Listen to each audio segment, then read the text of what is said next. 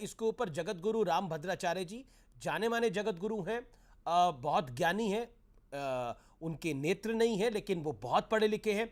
उन्होंने क्या कहा है वो भी मुझे बताना यहां आवश्यक हो जाता है। जगत गुरु राम भद्राचार्य जी ने कहा कि इंडिया कोई नाम ही नहीं था, इंडिया अंग्रेजों के द्वारा दिया गया नाम है, हमारा असली नाम भारत है और भारत से भारतीय है, भारत से ही महाभारत है और इसीलिए हमारा नाम भारत है, भरत से भारत होता है। ये उनका विचार है।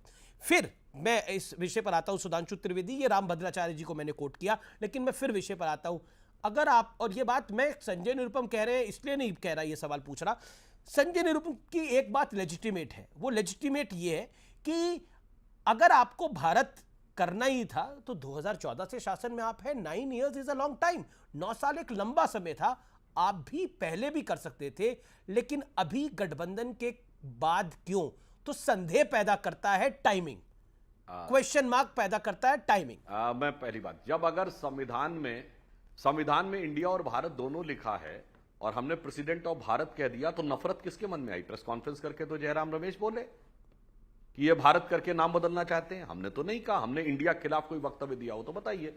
इन्होंने भारत के खिलाफ ऑफिशियल वक्तव्य दिया, ऑफिशियल लिखने के खिलाफ, तो ये बात बहुत स्पष्ट हो जाती। और दूसरा मैं एक और बात पूछना चाहता हूं, देखिए मान्यवर, अगर आपने ये बात कही तो हम तो आज से क्यों, 2014 क्यों, आइए 1980 और 1951 में आइए। हमारी पार्टी का नाम भारतीय जनता पार्टी है, अंग्रेजी में भी भारतीय जनता पार्टी है। हमारी पार्टी का नाम भी भारतीय इंडियन जनता पार्टी नहीं बोलते अपने को। आप कहते हैं कि भारतीय राष्ट्रीय कांग्रेस हिंदी में और इंडियन नेशनल कांग्रेस अंग्रेजी। वो कह रहे हैं हमारी पार्टी का नाम भी भारतीय कांग्रेस। कहना चाह रहा हूं कि हम भारतीय, मैं उसी पे तो बोल रहा हूं। आप हिंदी में कहते हैं भारतीय राष्ट्रीय कांग्रेस और अंग्रेजी में कहते हैं इंडियन नेशनल कांग्रेस। हम हिंदी अंग्रेजी दोनों में भारतीय जनता पार्टी हैं और जब जनसंघ थे तो भी हिंदी अंग्रेजी दोनों में भारतीय जनसंघ थे। इसलिए जो आपने कहा, यदि ट्रांसलेशन की बात है तो भारत का ट्रांसलेशन इंडिया है, पर यदि विरासत की बात इन्होंने कही तो मुझे घोर आपत्ति है इनकी बात से। मैं राम भद्राचार्य जी, जिन्हें प्रज्ञा चक्षु कहा जाता है,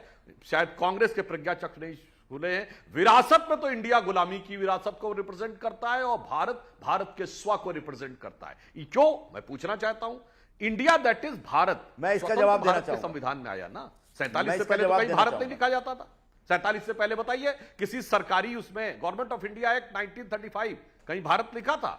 कांग्रेस ने प्रोविंशियल असेंबलीज में सरकारें बनाई 37, 46, जब कभी शपथ ली तो कहीं भारतीय लिखा था। और कांग्रेस का नाम कहीं इंडियन नेशनल कांग्रेस के अलावा भारतीय राष्ट्रीय कांग्रेस आजादी के बाद बना।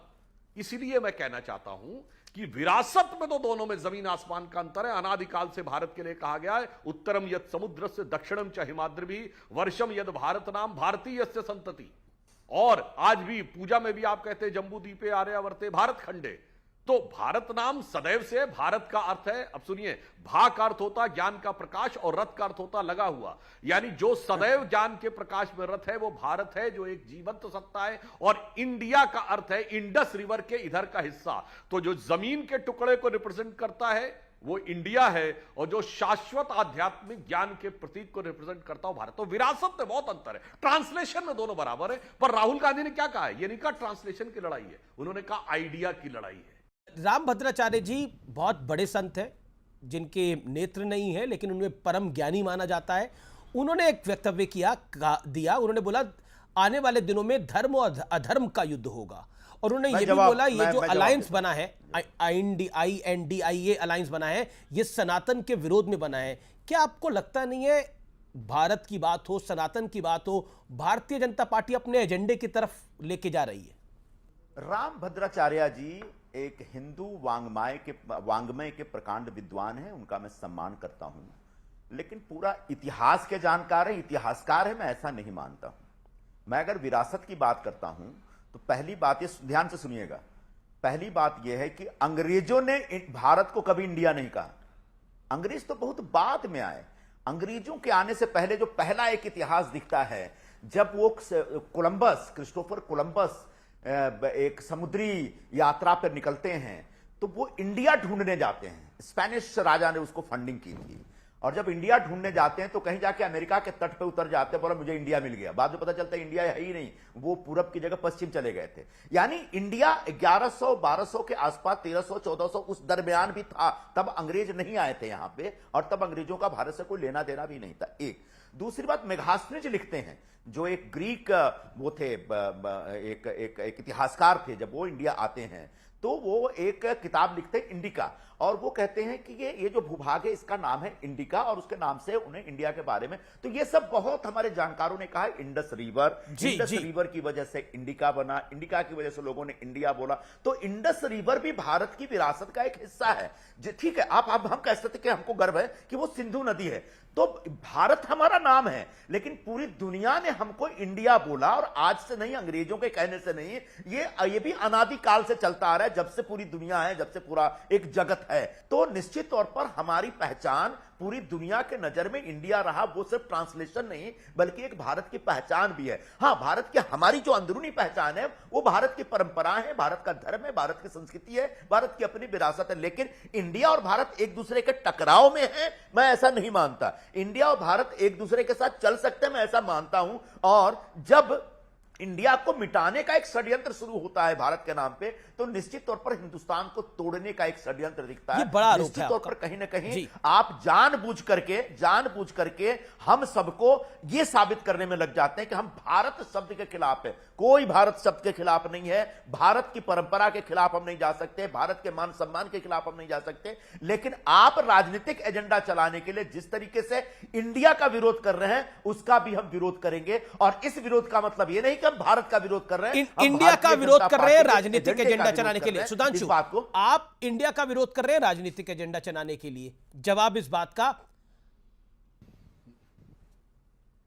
जो कुछ बोला संजय जी ने उन्हीं की बात से लेता हूं। खुद बोल गए कि कोलंबस ने इंडिया नाम दिया और मेगास्थनीज ने नाम दिया, तो स्वीकार कर लिया ना विदेशियों का दिया हुआ नाम। अरे भाई, कोलंबस ने नहीं इंडिया नाम दिया, सब पूरी दुनिया इंडिया बोलती थी। सबसे पहले कोलंबस ने इंडिया नाम नहीं दिया, क्यों आप बात को समझते नहीं है? अरे भाई, पूरी दुनिया उस समय भारत को इंडिया करके पहचानती थी, और उस इंडिया को तलाश करने की कोशिश हो रही थी पूरी दुनिया की तरफ से। और तब जब एक मिनट सुधांशु जी, फिर आप गलत बात बोल लीजिए। आप जो मैंने नहीं बोला है वो आप मत बोलिए प्लीज।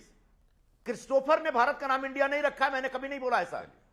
मैं ये कह रहा हूं कि जब क्रिस्टोफर कोलंबस, आपने कहा इंडिया को खोजने निकला था तब भी नाम इंडिया था, यही था ना आपका मतलब? रुको ना। हाँ, तो पूरी दुनिया उस समय हमको इंडिया बोलती थी, अंग्रेज हमको इंडिया नहीं बोले। अंग्रेज तो बहुत बाद में आते हैं, उसके पहले मेघास्थनी, चंद्रगुप्त मौर्य के जमाने में आते हैं, वो इंडिका लिखते हैं, वो भी इंडिया को इंडिया ही बोलते हैं। यानी पूरी दुनिया हमको इंडिया के नाम से जानती थी, हम अपने आप को भारत के पहचान से जोड़ करके रहते थे, इसमें कोई एतराज नहीं हो सकता। ठीक है, जवाब सुधांशु करते हैं। अब मैं जवाब दे लूं संजय जी? ये गलत है संजय जी, अब मैं आपको जवाब देता हूं। आपने बिल्कुल सही बोला, मैं आपकी बात, अरे भाई अब आप इतना बोल चुके, अब तो हमें बोलने दीजिए मान्यवर। आपने बोला, मैं आपकी बात का समर्थन सही बोलिए, बिल्कुल उन्होंने सही तथ्य बोला है। सबसे पहले ये इंडिया नाम का उल्लेख आता है मेगास्थनीज, जो कि 3rd सेंचुरी बीसी में आता है। वो यूनान से, वो चंद्रगुप्त मौर्य के राज्य में एम्बेसडर बन के आता, उसने किताब लिखी इंडिका। वो पूरी तरह अवेलेबल नहीं है, मगर फ्रैगमेंट्स ऑफ इंडिका अवेलेबल हैं। वो पहले इस भारत को इंडिक, और वहां से वो इंडिया नाम देता है, और वहां से इन्होंने कहा कि पूरी दुनिया हमें इंडिया के नाम से जानती थी। बिल्कुल यही तो हम भी कहना चाहते हैं। ये विदेशियों का दिया हुआ नाम था और विदेशियों का दृष्टिकोण था। आप उस दृष्टिकोण के साथ रहना चाहते हैं कि यूरोप और ग्रीस हमको जिस नजरिए से देखता था, उस नजरिए का नाम है इंडिया। और आपने कहा हम अपने को भारत समझते नहीं, मैं आप ही का वाक्य नहीं, हम ये भी नहीं हम अपने स्व का जो अनुभव करते हैं वो है भारत। तो बस इस आइडिया, चूंकि अब राहुल गांधी ने कहा यह आइडिया की लड़ाई है, तो यह उस आइडिया की लड़ाई है कि भारत को यूरोप के नजरिए से देखा जाएगा या भारत को भारत के विचार से अनुभव किया जाएगा। यदि फिर मैं कह